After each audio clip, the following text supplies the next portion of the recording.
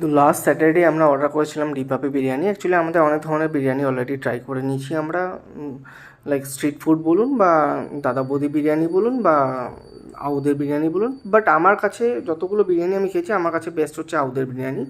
Obviously test vary করছে সবার বিভিন্ন স্বাদের ওপর।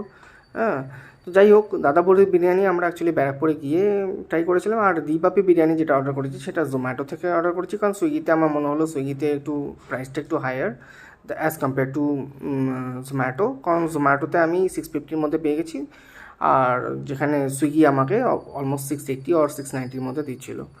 তো এখানে অবভিয়াসলি লং রাইস, যেটা আমি ওপেন করার আগেই আপনাদের বলে দিচ্ছি, লং রাইস, চিকেনের সাইজ বড়, আলু আপনারা ভালো পেয়ে যাবেন, আলুর সাইজও বড়।